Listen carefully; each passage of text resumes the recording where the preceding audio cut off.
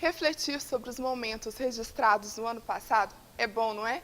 Foi por isso que nós preparamos a retrospectiva 2014 da TV Pitágoras. Então fique com a gente, o programa de hoje está só começando.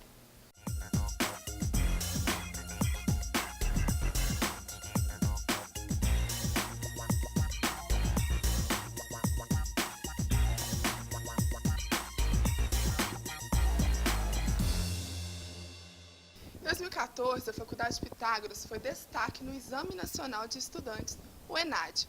O exame é exigido pelo MEC e avalia os cursos superiores. O Ministério da Educação publicou as regras para o Exame Nacional de Desempenho dos Estudantes, o ENAD. Este é o tema desta edição. Eu sou Ricardo Nogueira e começa agora o Observatório de Mídia.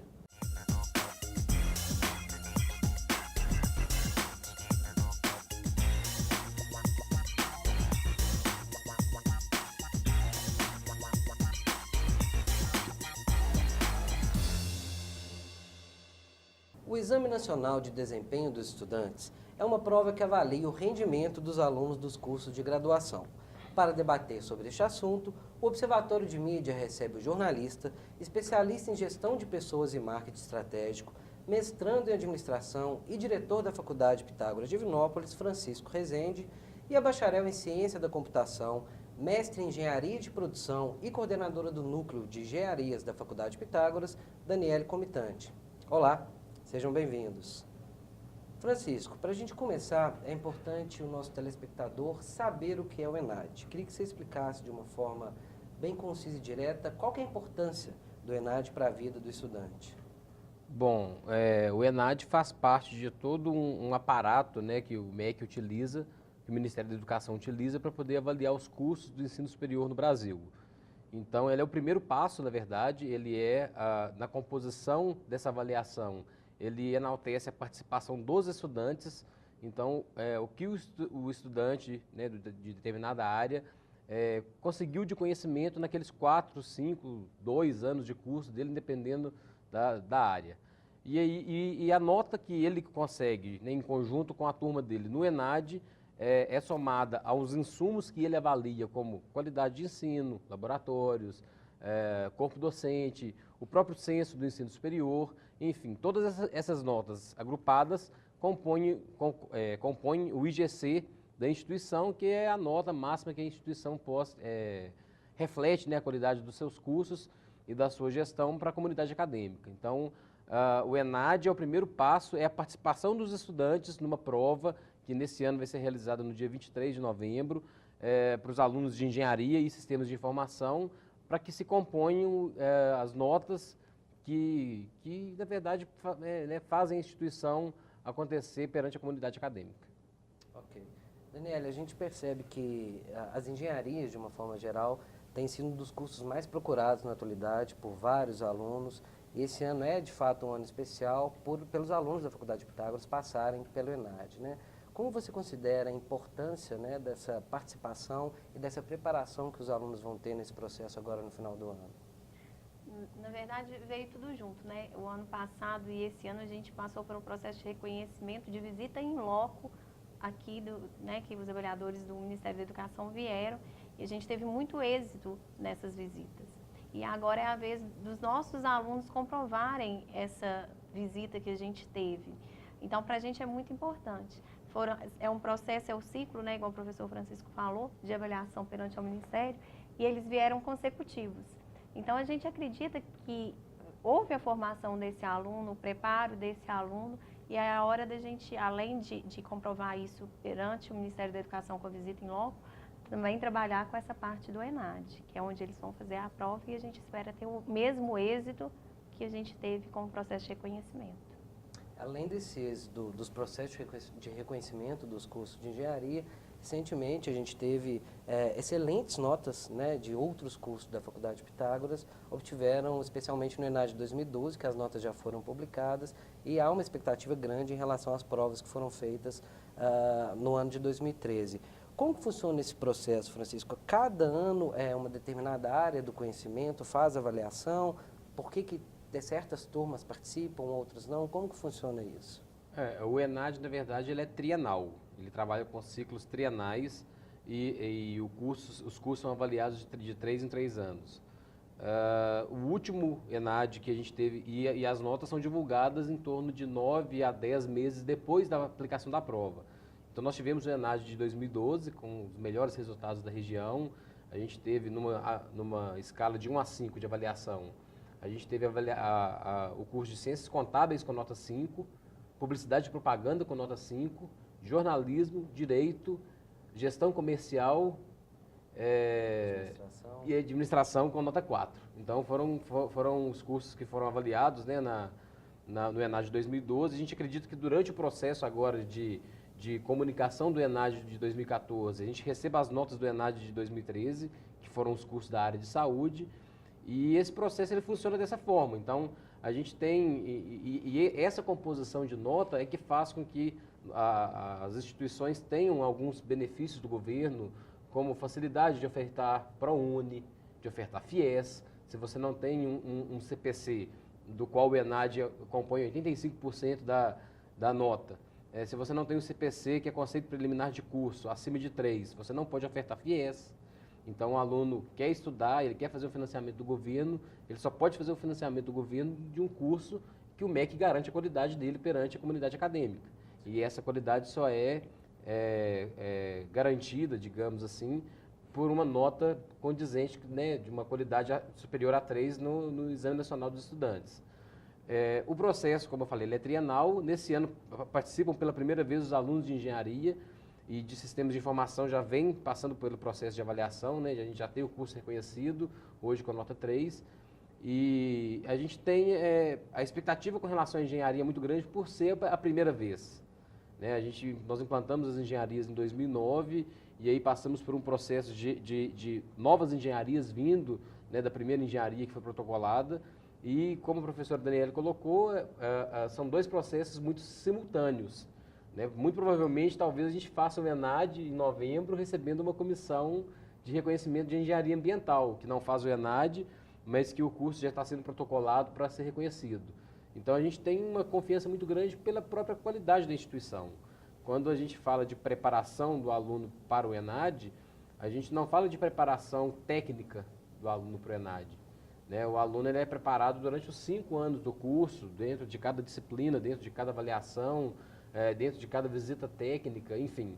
A gente fala mais de mobilização dos alunos para que ele faça um bom ENAD, para que ele tenha no currículo dele uma nota expressiva do ENAD, que a gente considera muito importante. No ano passado, os alunos que receberam essa nota 5 e 4 de avaliação do ENAD carregaram isso consigo para o mercado de trabalho.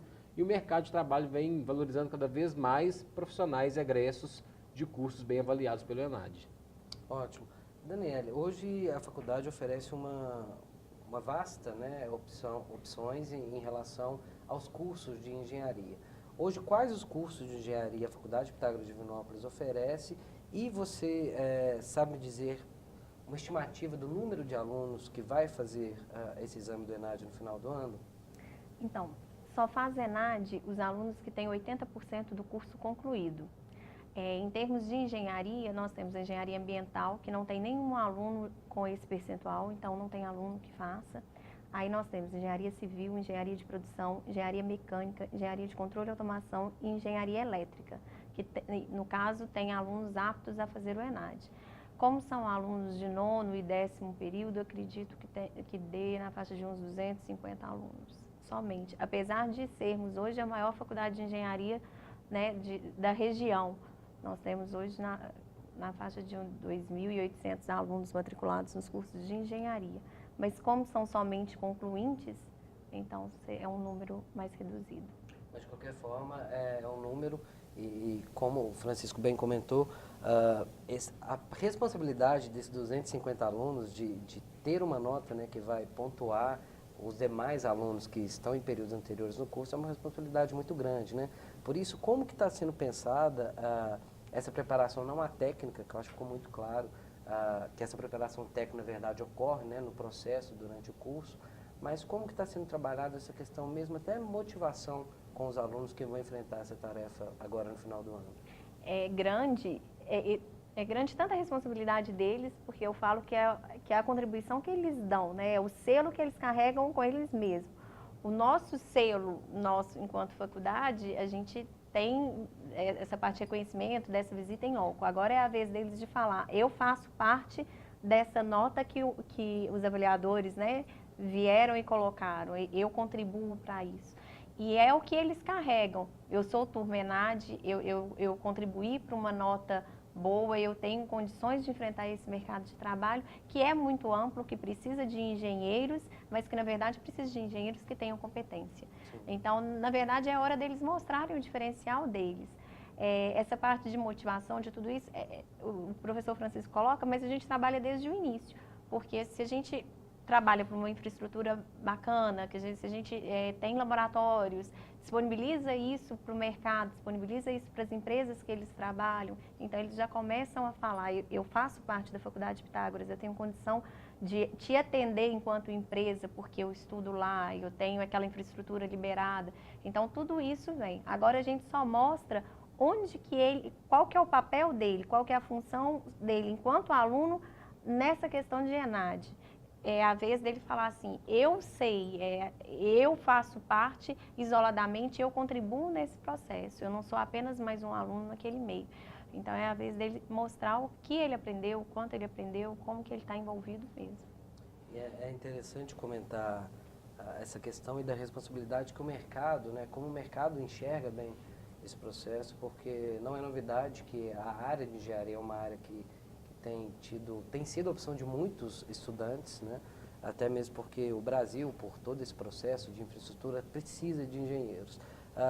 Como que você percebe, Daniele, que é importante essa questão da qualificação do profissional que vai chegar no mercado? Porque muitos também pensam, vou fazer engenharia, mas a coisa não é só entrar no curso, né? Ele tem que concluir o curso e tem, se preferencialmente tiver uma nota boa no ENAD. Isso pode fazer diferença na contratação de um profissional para alguma obra, por exemplo? Claro, independente da área que ele vai atuar, a nota ENAD faz muita diferença, porque é um selo de qualidade conseguido por ele próprio, né? Não é a instituição. A instituição pode fazer o que ela quiser, oferecer o que ela quiser, se o aluno não aprendeu, não tem como ele né, mostrar quem é ele. Então, já é um cartão de visita que ele carrega com ele mesmo. Eu fiz ENAD, a minha nota foi essa, porque, na verdade, é um exame que é nacional. Então, o Brasil inteiro faz a mesma prova. Então, é ele se colocar na frente de todo o país.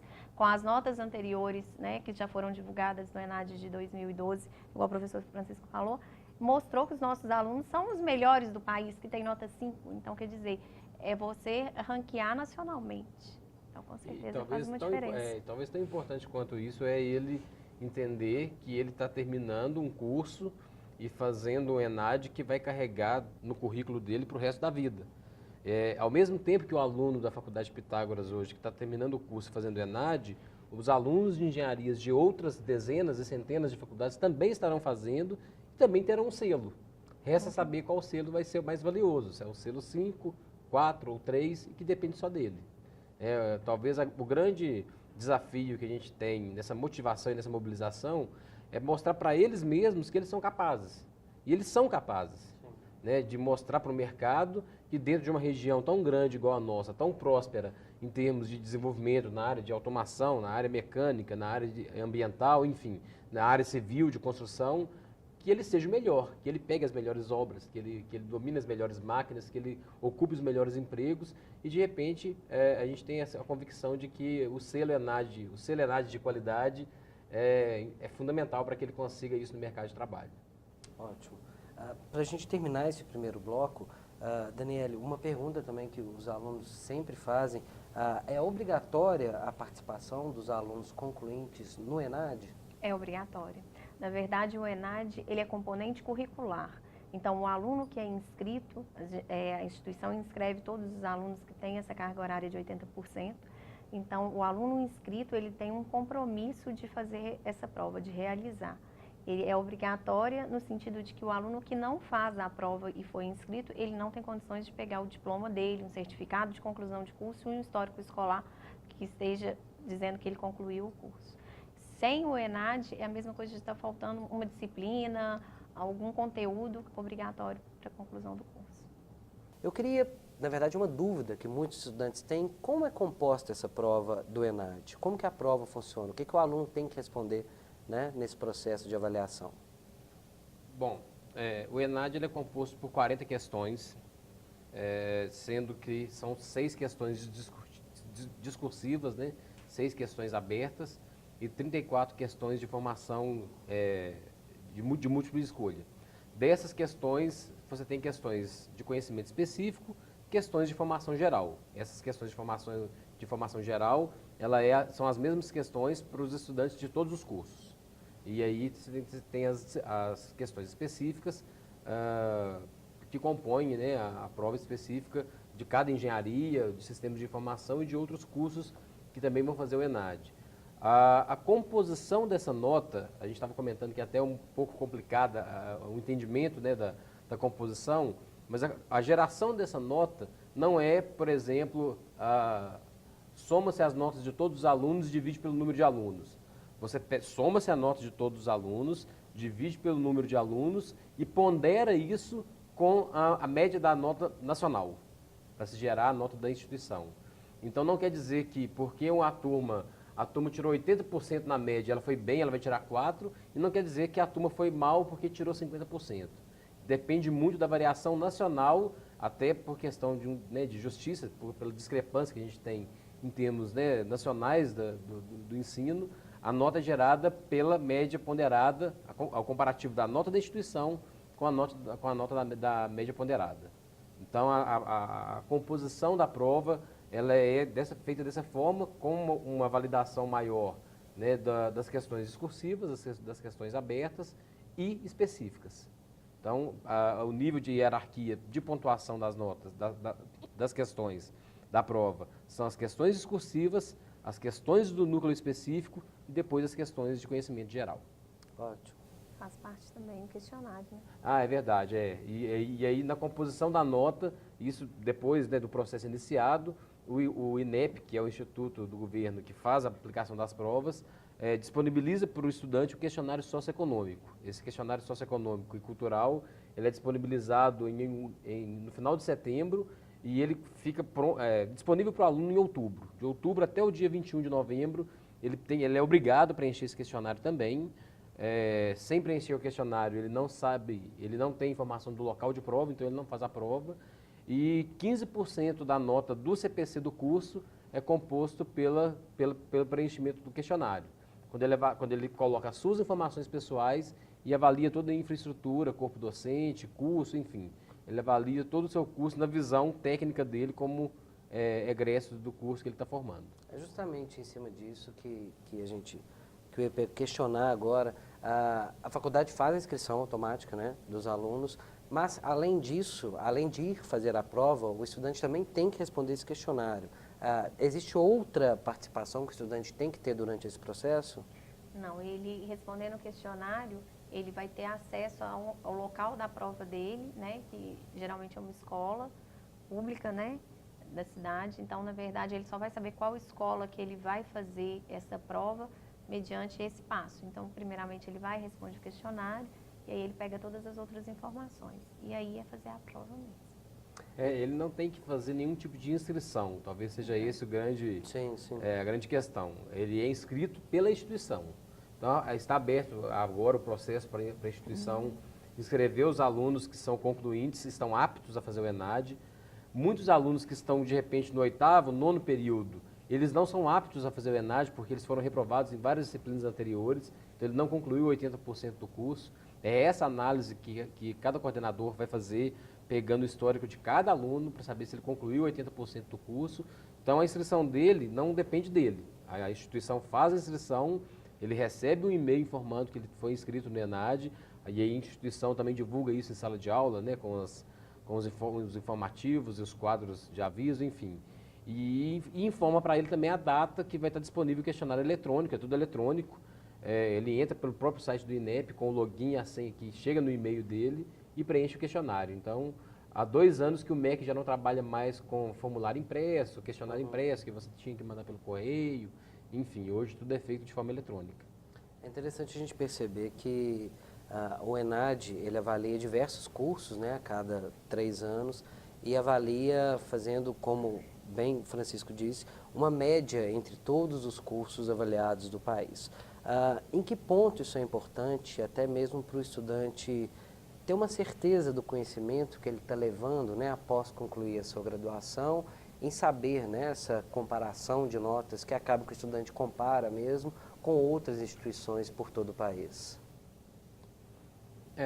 Bom, acho que aí falando um pouco mais geral e depois entrando na área específica da engenharia, é legal a gente poder perceber que você compra um carro ou você compra uma casa pela condição que ela vai te oferecer, o conforto que ele vai te oferecer, enfim. E você também ingressa no curso superior pela qualidade que ele vai poder te oferecer. Hoje, o mecanismo legal para uma instituição de ensino aferir a sua qualidade é o ENAD. Né? Você pode enaltecer N coisas sobre a sua instituição, mas o que é de comparativo legal para você falar que essa instituição, ou que esse curso é bem avaliado pelo Ministério da Educação, é o ENAD. E no último ENAD que a gente teve o resultado, a própria Faculdade Pitágoras foi reconhecida como a única faculdade da região com o Índice Geral de Cursos 4, o IGC 4.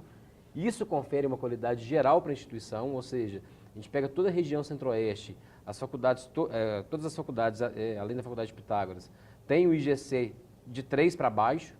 Então, a Faculdade de Pitágoras foi a única que ficou com o Índice Geral de Cursos 4, justamente porque é a composição das notas do ENAD daqueles cursos que geraram, né, o conceito preliminar de curso e o IGC. Então, não existe uma métrica mais legal e mais justa de se avaliar bem ou mal uma instituição ou um curso do que o próprio ENAD. Porque o critério dele é nacional.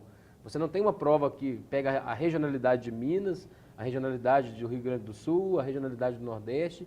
É uma prova nacional que avalia, que esse ano vai avaliar a qualidade dos engenheiros e dos profissionais de informática e de tecnologia. Então, por ser um critério justo e nacional, a gente entende que a nota do ENAD, que geram as outras notas da instituição, ela é o mecanismo mais confiável para um ingressante hoje optar por uma instituição e também por um curso superior. E é até interessante a gente perceber que, mediante as notas 5 de Ciências Contábeis e de Publicidade e Propaganda, acaba que gera uma publicidade positiva e espontânea para os cursos. Me lembro que o curso de Publicidade e Propaganda foi mencionado pela Folha de São Paulo como entre os 10 melhores do Brasil, e o curso de Ciências Contábeis me parece que foi o melhor de Minas Gerais, né?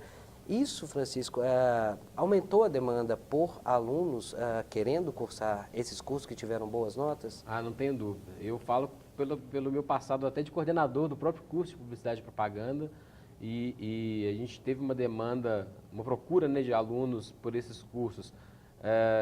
Hoje a gente tem um boom, né, um momento fantástico das engenharias e da área de tecnologia, e muitos cursos estavam fadados ao esquecimento. Curso da área de comunicação, curso da área de contabilidade, que são cursos já tradicionais, mas que estavam ficando para trás em termos de procura.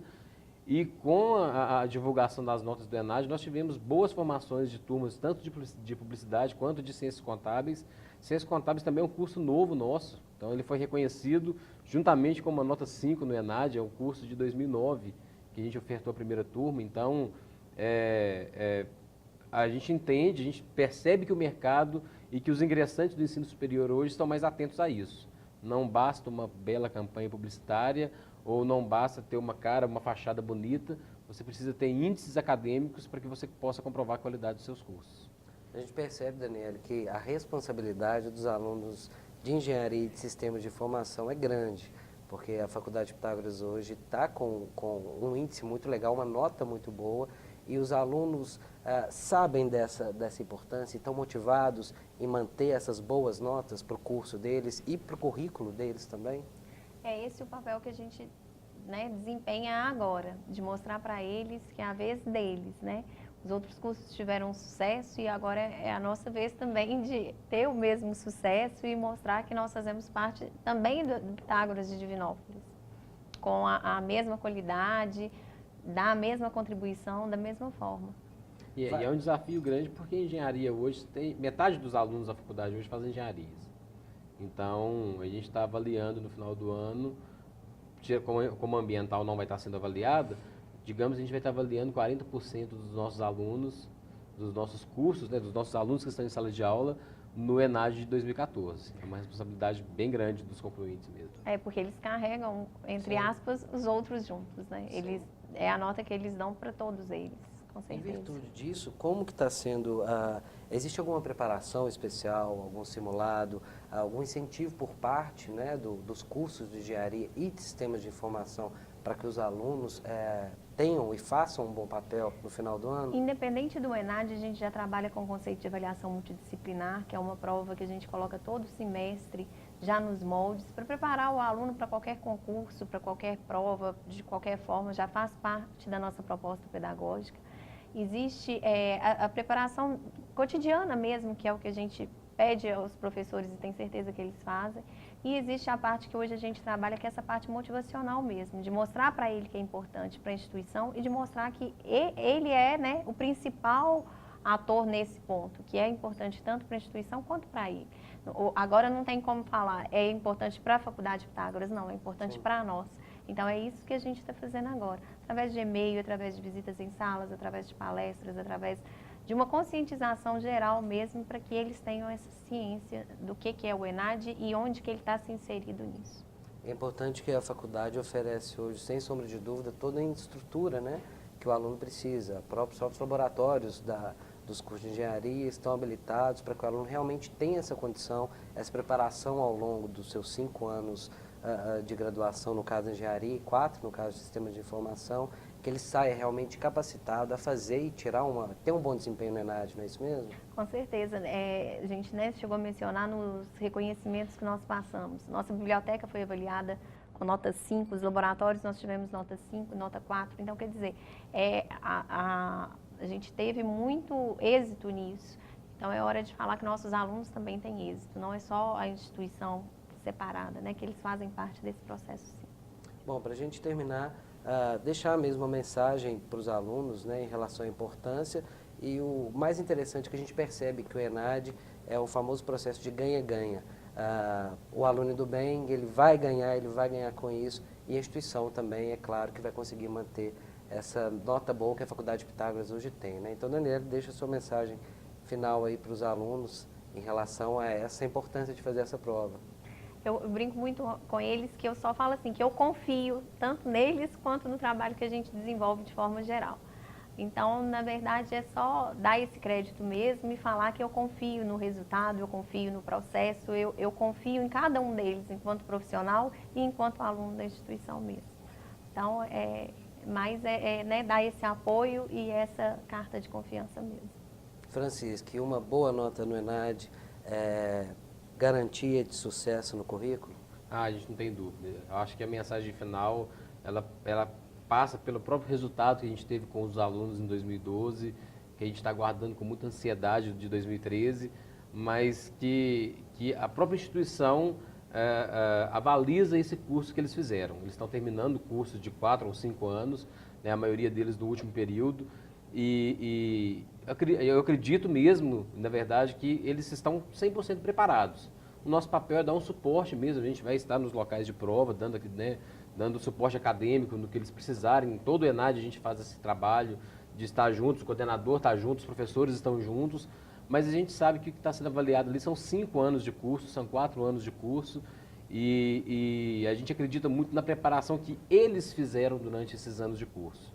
Porque o aluno da engenharia ou de sistemas de informação que pleiteia ou que tem interesse num bom emprego, de repente de um bom concurso, ele está estudando desde o primeiro período.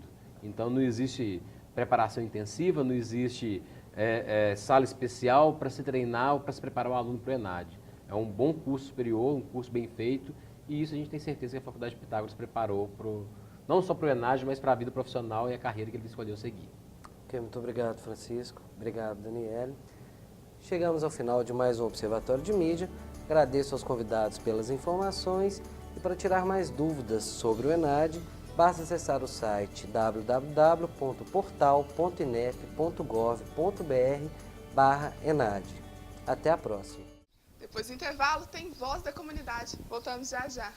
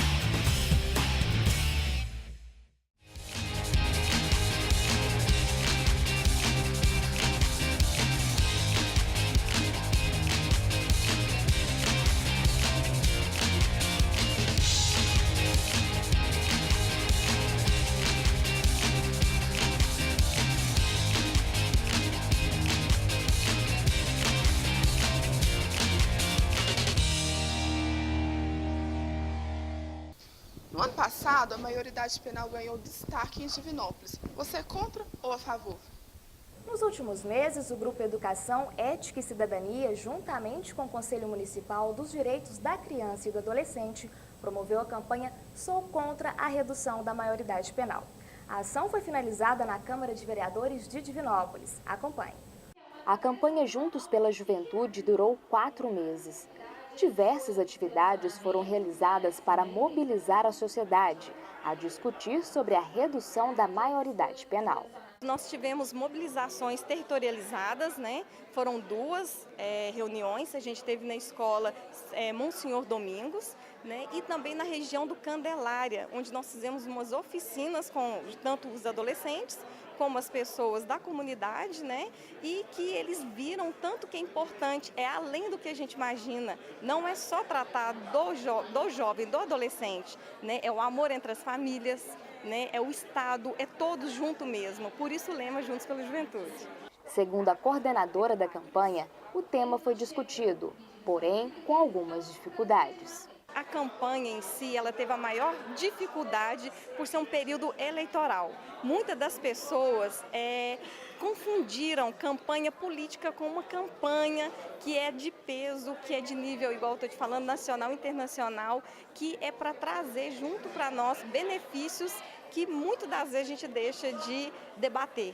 O evento de encerramento das atividades foi realizado no plenário da Câmara de Vereadores e foi marcado pela presença de palestrantes renomados que apresentaram argumentos para defender a não redução da maioridade penal. É uma pauta que está no dia a dia de todos, né? A questão da redução mesmo da maioridade penal.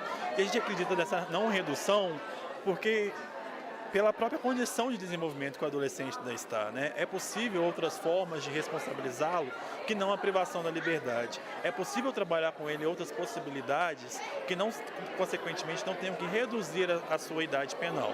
Esta outra palestrante, mestre em psicologia, defende a medida socioeducativa, mas acredita que ela deve ser revitalizada. A sociedade já vem lidando com ele da forma que eu acredito ser a melhor possível, que é através da responsabilização desse adolescente pelas medidas socioeducativas que estão propostas no Estatuto da Criança e do Adolescente, considerando que esse adolescente, não o menor, mas que esse adolescente, como qualquer outro adolescente, é uma pessoa em condição especial de desenvolvimento e que, portanto, a partir do momento que ele rompe com a lei e comete um ato infracional, cabe uma medida socioeducativa, que a gente responsabiliza, sanciona, em alguns casos, no caso das medidas privativas de liberdade, mas também há todo um trabalho socioeducativo que é fundamental para que ele consiga encontrar outras saídas para a vida dele diferente da criminalidade. E para falar mais sobre essa campanha e debater o assunto, eu recebo aqui no estúdio o gestor institucional do Grupo Educação, Ética e Cidadania, Anderson Alves, e o promotor de Justiça da Infância e Juventude, Carlos Fortes. Sejam bem-vindos. Anderson, considerando esse dado de que a maior parte dos brasileiros é a favor da redução da maioridade penal, quais foram as maiores dificuldades de promover essa campanha em Divinópolis, para debater esse assunto contra a redução?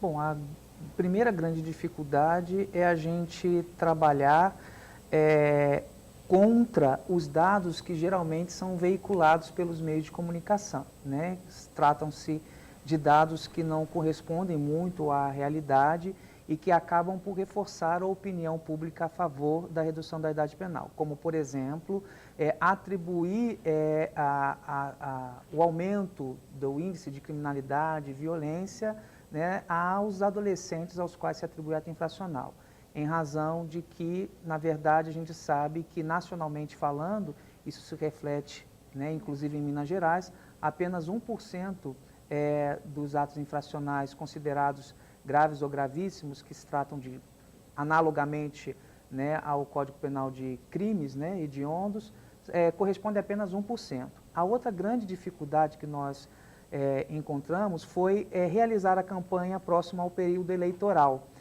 aonde, quando a gente realizava o corpo a corpo com a comunidade local, eles perguntavam logo, tem a ver com propaganda política, tem a ver com partido político? E a gente sabe que dentro dos programas de governo que foram anunciados, existiam partidos, ora a favor da redução da idade penal, ora contra a redução da idade penal. E a última grande dificuldade que a gente encontrou foi por se tratar realmente de um tema complexo, de pouco conhecimento e por se tratar de um tema complexo, as pessoas não tinham muito conhecimento de causa. A gente encontrava pessoas que ora eram a favor, né? A gente perguntava por que a favor, não sabiam responder. Se eram contra, a gente perguntava, né, para poder reforçar a nossa campanha. Por que eram contra, também não sabiam responder. E isso a gente percebeu uma falta de desconhecimento do assunto, que é complexo, né, que inclui aí a questão, né, do conhecimento do próprio Estatuto da Criança e do Adolescente. As pessoas desconhecem aquilo que está previsto no próprio Estatuto, no que estabelece a relação adolescente e ato infracional, as medidas previstas no Estatuto da Criança e do Adolescente, entre outras questões também, né? E a dificuldade das pessoas compreenderem, né, o que está por trás dessa proposta, no que diz respeito, por exemplo, as pessoas confundem muito inimputabilidade com responsabilização penal, que são coisas totalmente distintas. Então, uma série de questões contribuíram. E a questão de um tema divergir, né, de opinião, né, que divide opiniões, isso se torna um pouquinho complicado. E o próprio tempo também para desenvolver a campanha em 4 meses, né, diante daquilo que foi proposto, em razão do próprio tema também, foi uma das dificuldades que nós encontramos. Sim. Casal, eu queria que você falasse para a gente por que as pessoas são a favor dessa redução. Em primeiro lugar, eu queria cumprimentar o GEC, especialmente a pessoa do Anderson, pelo excelente debate, pela campanha que trouxe mesmo esclarecimento, que é o que a gente mais precisa para decidir qualquer questão, especialmente questões complexas e importantes como essa. Eu conheço o trabalho dele já há alguns anos e é um privilégio para a nossa comarca tê-lo trabalhando por aqui. Eu acho que as pessoas entendem de uma forma superficial e até levadas pelos próprios meios de comunicação que redução da maioridade é uma fórmula mágica para reduzir a criminalidade ou a violência. E não é. Se fosse, eu mesmo seria a favor, mas não é. A grande maioria dos crimes não é cometida por menores de idade. Aliás, seriam atos infracionais, assim chamados. Mas eu entendo que, à primeira vista, a pessoa possa pensar que isso resolve alguma coisa, mas não resolve, isso é mostrado em outros países. Na verdade, o que nós precisamos é de investimento para cumprimento do que está na lei, do que está no Estatuto da Criança e do Adolescente. Em Divinópolis, por exemplo, nós temos o Centro Socioeducativo, né? E semanalmente nós temos apreensões de adolescentes, ou seja, adolescentes que são levados para lá, presos, apreendidos é o termo correto, né? Porque cometeram atos infracionais graves. Por exemplo, homicídio, roubo, tráfico de drogas, estupro. Né? Temos, inclusive, no momento, o nosso centro socioeducativo, que é um dos melhores de Minas ainda, está passando por uma fase difícil por estar superlotado. E também, muitas vezes, a gente vê isso, eu visito com frequência o centro, por falta de investimento do Estado. O Estado, quando eu digo o governo de Minas Gerais, para investir lá. Nós temos problemas lá com o pessoal, né, problemas de infraestrutura. Agora, mais do que isso, a lei diz que o adolescente que cometeu um ato infracional, que é um ato análogo a um crime grave, ele deve ser apreendido em flagrante. Mas na maioria das cidades do país não existe o local para realizar essa apreensão. E isso dá mesmo uma sensação e uma realidade de impunidade. O Anderson disse muito bem, nós não podemos confundir inimputabilidade com impunidade. Inimputabilidade é o seguinte, a pessoa que é menor de 18 anos, ela é inimputável. Ela não pode ser culpada por um crime como um maior. Mas não quer dizer que ela vá ficar impune. Ela tem que ser punida sim. Ninguém nega a violência, em geral, e também aquela praticada pelos adolescentes. E acho que precisamos de medidas firmes, sim, para coibir essa violência. E principalmente com meios de educação e reeducação, quando necessário. Né? Para isso é preciso que a gente invista no cumprimento do que está na lei. Podemos até ter modificações na lei. Acho que podemos falar mais adiante. É necessário, sim. Mas a simples redução da idade penal não resolve nada. Sim, ok. Anderson, apesar de todas essas dificuldades que você citou, faz um balanço para a gente geral da ação desses 4 meses. Bom, o balanço foi muito positivo no que se refere ao alcance que a gente buscou.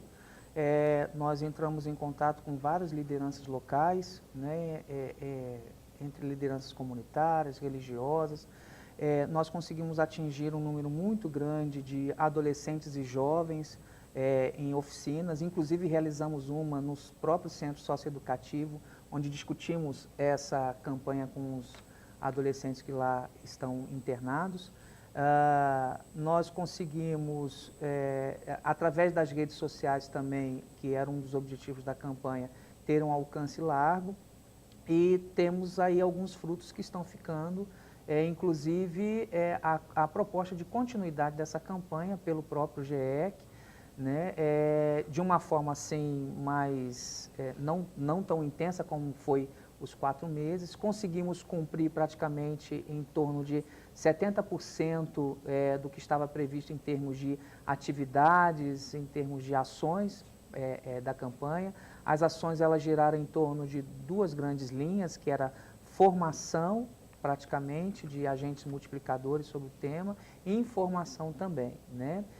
Ficará o site da campanha à disposição, né, da comunidade para a consulta de artigos, que a gente sempre vai procurar atualizar, né, com assuntos importantes, procurando construir uma pauta positiva sobre o tema, né? Então, o nosso balanço foi bem positivo nesse sentido, dado o tempo que nós tínhamos para executar essa campanha, e foi muito importante. Nós tivemos pessoas que estavam divididas entre a favor e contra, e dentro dos argumentos apresentados, né, estão repensando, e algumas até mudaram, inclusive, de opinião.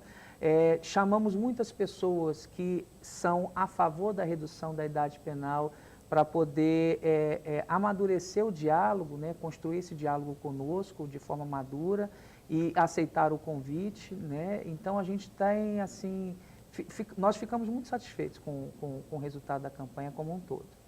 Atualmente, 70% dos países estabelecem 18 anos como idade penal mínima. No Brasil, o índice de reincidência no sistema socioeducativo é de 20%, ou seja, 80% dos menores infratores são recuperados. E para falar sobre isso, está comigo aqui no estúdio Anderson Alves, gestor institucional do Grupo Educação, Ética e Cidadania, e o promotor de Justiça da Infância e Juventude, Carlos Fortes. Anderson, você acredita que a exploração midiática, como a gente citou no primeiro bloco, então, ela contribui para o fortalecimento dessa ideia de ser a favor da redução da maioridade penal?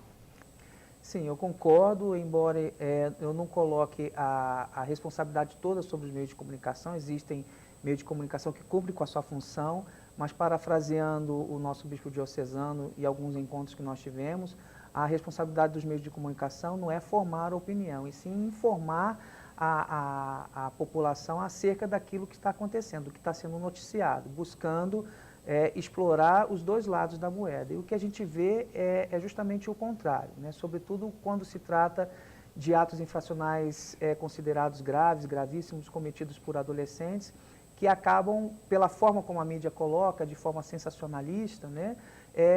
Pesando nessa questão da opinião pública quanto a ser favorável à redução da idade penal. Sim.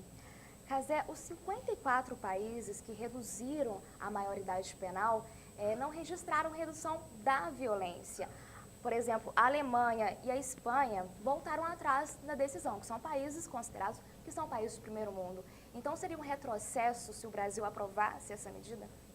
Eu acho que a simples redução é um retrocesso, sim. Mas acho que precisamos de discutir, repensar talvez algumas medidas, alguma coisa dentro do Estatuto da Criança e do Adolescente, porque realmente a população está insatisfeita. Acho que essa resposta de 83% a favor da redução demonstra a insegurança da população, a insatisfação com a impunidade. E isso precisa mudar. Mas não é simplesmente diminuindo a menoridade. né? Existem propostas muito interessantes em andamento até no Congresso Nacional que devem ser analisadas. Existe também uma necessidade de a gente lembrar das causas principais dessa delinquência, ou seja, a falta de investimento na base de tudo, que é educação, a necessidade de trabalho, inclusive para o adolescente que já pode trabalhar. Não é? A gente tem que pensar também que, às vezes, existem outros interesses aí por trás da redução da minoridade penal. Por exemplo, fica muito mais barata para o Estado a manutenção de um presídio comum. Sim, quais são as consequências, né, caso isso aconteça, além da superlotação dos presídios? Pois o presídio comum é mais barato do que um centro socioeducativo, que tem que ter lá dentro escola e uma série de serviços e tal. Que outro presídio tem também, mas não tantos quanto esse. Seria uma maneira de baratear esse custo, mas isso resolve o problema da sociedade? Se simplesmente transferir o adolescente lá de 16, 17 anos para um presídio comum, isso vai diminuir a nossa criminalidade? Eu acredito que não. E pelo contrário, nós já vemos aí os presídios lotados e vamos colocar lá dentro mais pessoas. Eu acho que a gente tem que investir mesmo em educação e em cumprimento do que já está na lei. Acho sim que talvez a gente possa ter melhorias. Por exemplo, alguns dos países que adotam um sistema diferente, por exemplo, não é taxativa ali a idade penal. Então, dependendo do tipo de ato praticado, dependendo das características individuais da pessoa, a partir de certa idade, ela vai ser julgada como maior ou como menor, porque as pessoas não são iguais. Eu lido com adolescentes infratores todo dia, e a gente vê que tem ali adolescentes de 16 anos que ainda têm psicologicamente uma formação que devem ser tratados como adolescentes que são. A gente vê também outras pessoas da mesma idade que já têm, por suas características próprias, uma formação diferente, talvez já pudessem ser tratados como maiores. Né? Existem países que fazem esse pré-julgamento, individualizando a aplicação, ou seja, esse vai ser julgado como maior, esse vai ser julgado como menor, conforme a característica de cada um deles e conforme também os atos praticados. São todas propostas que têm que ser analisadas. A população precisa mesmo de uma resposta. Mas, resumindo tudo isso, 3 coisas eu tenho como certas. A primeira, a simples redução da minoridade não resolve o problema da criminalidade, por vários motivos. O principal e mais óbvio é que a grande maioria dos crimes não é praticado por adolescentes. É um percentual bem pequeno até. Segunda coisa que eu tenho como certo, enquanto nós não investirmos pesado em educação, muito, desde a pré-escola em educação, nós não vamos ter solução para esse problema e para muitos outros. Porque por mais que se trabalhe a repressão, a punição, nós vamos voltar a ter mais crimes que são gerados pela falta de educação, em um sentido mais amplo, não é só escola, educação no sentido amplo. Até na convivência social, por favor, obrigado, com licença, respeito os mais velhos, tudo isso. E por último, a terceira coisa, trabalho é importante, trabalho faz parte da educação. Muitas vezes a gente vê que o adolescente entra na criminalidade, na droga, que leva a maior parte da criminalidade, por falta de uma ocupação lícita. Então, não é fórmula mágica, não existe fórmula mágica, e não é a fórmula mágica de diminuir a minoridade, a idade penal. Sim. E para você, Anderson, qual que é a melhor forma, então, de lidar com esse menor infrator? Em primeiro lugar, eu costumo dizer que as pessoas falam, lugar de criança e adolescente é na escola. A gente poderia complementar, na escola, na família e no orçamento público. Porque a gente percebe que faltam poucos investimentos para a infância e juventude. No Estatuto da Criança e Adolescente fala que a criança e o adolescente, ela tem primazia no atendimento, dentro do princípio da prioridade absoluta, inclusive primazia na destinação privilegiada de recursos. E a gente sabe que política pública não se faz sem previsão orçamentária, sem orçamento, sem dinheiro. E a gente percebe que os municípios em geral, o Estado, até a União, investem muito pouco. Gasta-se muito em marketing, em propaganda. Haja visto os portais das transparências, aí vocês podem fazer uma pesquisa, o quanto se gasta com comunicação, propaganda e marketing, Com projetos sociais. E quanto se gasta com projetos sociais, né? Então, essa questão de investimento, foi feita uma pesquisa por uma ONG especialista, né, em direitos da infância em Belo Horizonte em 2012, através de um projeto chamado Novas Alianças, que eles falaram que dos 500 e tantos municípios que nós temos em Minas Gerais, apenas 23 investiam em medidas socioeducativas em meio aberto, né? Que é de responsabilidade dos municípios, né? Então, de 500 e tantos municípios, apenas 23 investiam, né, em políticas públicas para adolescentes aos quais se atribui ato infracional em cumprimento de medida socioeducativa em meio aberto. E se você for fazer esse recorte em termos de Brasil também, vai ser o mesmo perfil.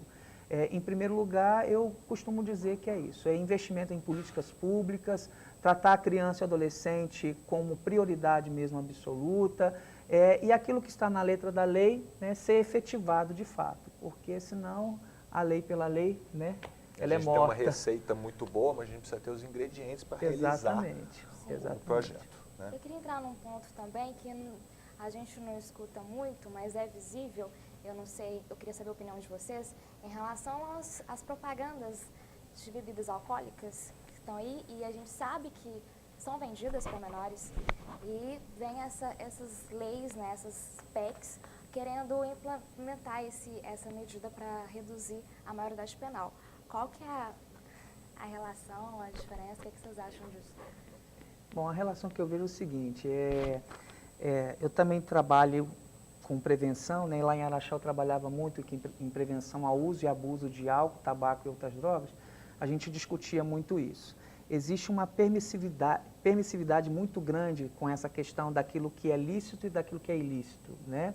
Por exemplo, a gente discutia muito isso, né? Você vê um pai entregando um copo de cerveja para um filho de 13 anos, ou já vi em restaurante, né, o pai pegando a chupeta, né, colocando na boca da criança, e ninguém se escandaliza, né, com esse tipo de coisa. Então é uma questão cultural que precisa ser trabalhada. Acho que é vencida mesmo, Exatamente. Superada. Foi feita uma pesquisa por uma estudante de sociologia no Rio Grande do Sul. Ela pesquisou várias músicas desse sertanejo universitário e não tinha uma que não falasse, né, da relação mulher e álcool, bebida, né? Então, isso tudo vai sendo incutido na cabeça de crianças, adolescentes, jovens. Então, eu penso que é uma questão assim, existem coisas que precisam ser combatidas mesmo, porque está atrelada a uma questão de cultura mesmo da nossa sociedade, permissivismo com relação à questão, né, do consumo de bebidas, né, por crianças. Sabe, eu acho que falta às vezes, pode ser coragem mesmo, do nosso legislador para fazer coisas simples. Por exemplo, é proibida a venda de bebida alcoólica para menores de 18 anos. Está lá no Estatuto de Criança e Adolescente. É crime, dependendo da circunstância, porque tem isso, dependendo da circunstância. Se nós fizéssemos medidas simples, como já existem em vários países, né, vamos exigir a apresentação da carteira de identidade comprovando a idade para compra de bebida alcoólica. Pronto, uma medida dessa não é complicada. Por que não se faz uma medida desse tipo? Sim. Por quê? Será que existem muitos interesses econômicos atuando no sentido de se vender bebida alcoólica? Né? E é claro que não é só bebida alcoólica. Nós temos aí a lei antidrogas que pune com rigor o tráfico. Em compensação, muita gente pensa que o uso de droga não é mais crime. É crime ainda. A pena é bem pequena. Muitas vezes é simplesmente uma advertência, mas ainda é crime. Por que os legisladores não tratam disso com coragem? Não estou dizendo para fazer uma coisa ou outra, mas, por exemplo, se nós vamos ter um processo judicial para chegar ao fim dele, falar para um maior de idade, um homem da minha idade, falar para ele assim, olha, você usando maconha, cocaína, crack, você está fazendo mal para a sua saúde. Ele está cansado de saber disso. Não precisa de processo para isso, não. Ou se libera, então, o uso de droga, ou se pune realmente o uso de droga. Só que nós vemos, às vezes, certas coisas dentro da nossa legislação que ficam nesse meio termo, que eu acho que é prejudicial. É prejudicial, sim. Todas essas medidas, ou a falta delas, tem uma estreita relação com a criminalidade, com os atos infracionais. Porque nós sabemos, isso é fácil constatar, que mais de 80% dos delitos cometidos têm envolvimento direto com droga. Os homicídios no ano retrasado aqui em Divinópolis, que foi um recorde, chegamos a 42 homicídios, 39 deles tinham o envolvimento direto do tráfico de drogas. E como que a gente vai combater o tráfico se a gente não tratar dos doentes usuários e também daqueles usuários recreativos que acham que estão fazendo mal nenhum, né? Que não tem problema nenhum você fumar uma maconha de vez em quando, usar cocaína, isso não é problema não, vamos na festa, a gente faz isso. Esses são criminosos também. Eles estão alimentando aí um monte de criança que está vendendo crack, estão alimentando os noiados que ficam ali na Cracolândia local, né? Estão alimentando o tráfico de armas para defender boca de fumo, estão alimentando os homicídios das pessoas que matam, estão alimentando as famílias que se acabam aí porque o pai está envolvido com droga, porque a mãe está, e os filhos ficam abandonados e entram onde? Novamente na criminalidade. Então eu acho que a gente tinha que enfrentar todas essas questões de uma forma mais corajosa e mais direta, sabe? Sem enrolação. Mas para cobrar do governo a gente tem que debater, né? Claro. Qual que é a importância então e como debater esse assunto? Porque como você bem disse, são coisas que estão na nossa frente. Eu não sei se a gente coloca venda nos olhos ou se tornou tão comum, né, que a gente não vê mais, não se assusta mais com isso. Como você disse no primeiro bloco, teve muita gente que se posicionou a favor da redução diante a campanha, mas quando vocês perguntavam por que não sabiam responder. Então, como debater esse assunto, né, para a gente poder cobrar lá em cima? Criar espaços, né, de debate, por exemplo, ocupar espaços, por exemplo, a própria Câmara, né, conselhos de políticas, como o da criança e adolescente, nós temos em Divinópolis o Conselho Municipal, né, Antidrogas, entre outros conselhos, Conselho da Juventude, criar espaços de fórum de debate em escolas, né, em universidades, e promover essa questão. E levar informação para as pessoas, né? Não informação superficial, de fácil consumo, assim. Às vezes a gente precisa se aprofundar um pouquinho mais para entender o que está por trás de uma notícia. Assim, realmente eu não culpo só a imprensa, não. A imprensa apresenta o que a pessoa quer saber, né? E campanhas como a do GEC, ocasiões como essa aqui, a gente tem oportunidade de falar desses assuntos mais francamente, levar algumas informações para a gente formar uma opinião mais próxima da realidade, uma opinião que gere medidas realmente eficientes e não medidas para inglês ver, né, para pro forma. Sim. Gente, muito obrigada pela participação de vocês aqui no programa. O Voz da Comunidade termina aqui. Obrigada pela sua companhia e até a próxima. O programa de hoje chegou ao fim. Obrigada pela sua companhia. Uma ótima semana. A gente se vê. Tchau.